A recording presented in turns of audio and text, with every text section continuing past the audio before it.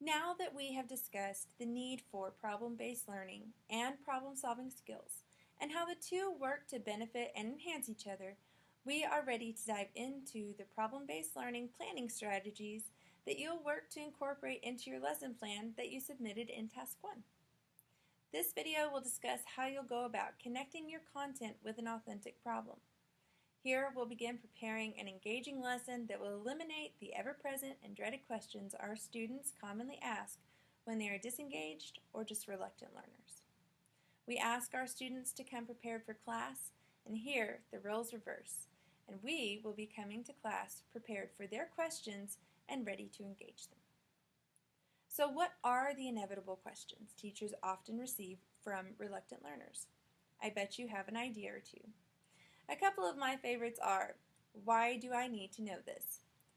I generally encounter this question when I'm teaching how to balance a chemical reaction in my chemistry class. And my second favorite is, when am I ever going to use this in the real world? Again, my experience with this is generally chemistry or physics related. Even though teachers get to choose the content they teach, usually because it's of interest to them, we have to remember that our interests may not be the interest of our students. This makes it important that we can connect our content with real issues that impact our students' lives. The questions are legitimate, and I am certain that you asked or thought about asking those questions many times throughout your experience as a student.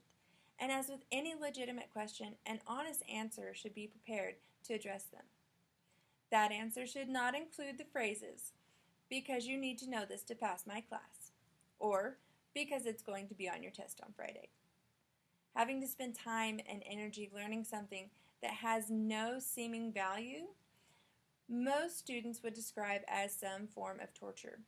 And if you'll remember back, you probably felt the same way. The question then becomes, how do I make this content relevant to my students?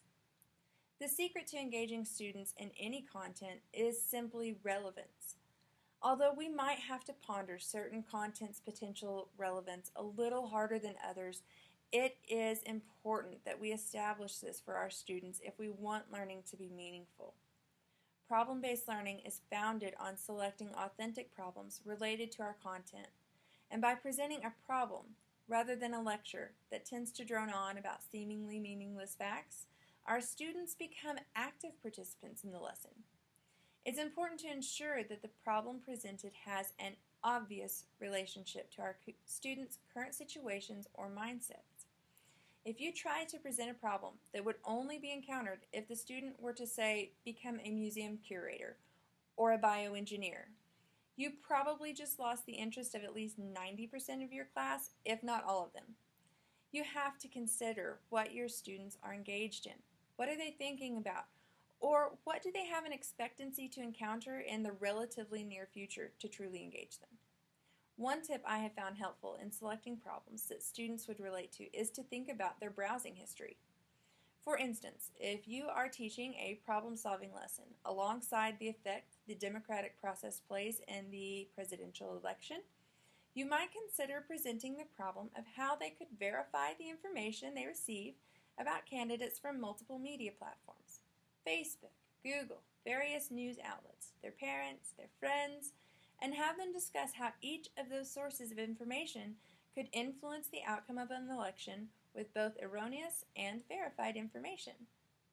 By using an authentic problem that discusses sources that they trust every day, you're more likely to have that engagement level that problem-based learning can foster.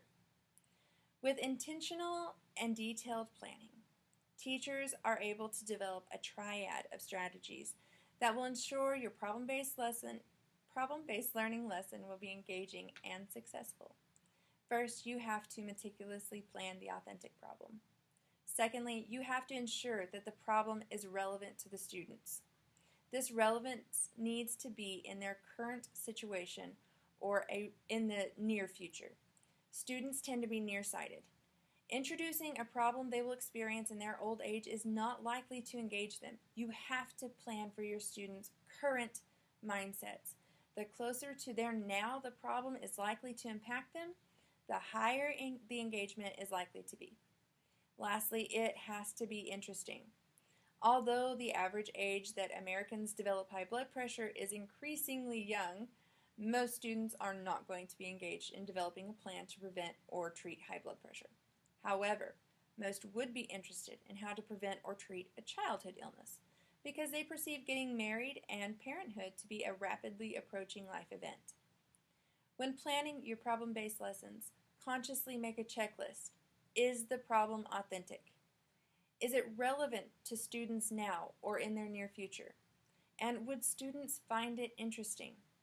If your proposed problem doesn't check all three boxes, try another until you discover one that does.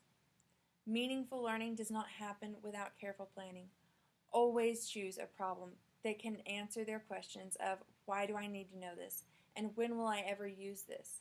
As you include this in your lesson planning, you will find your ability to select engaging and authentic problems will develop, and your ability to ignite student engagement will skyrocket.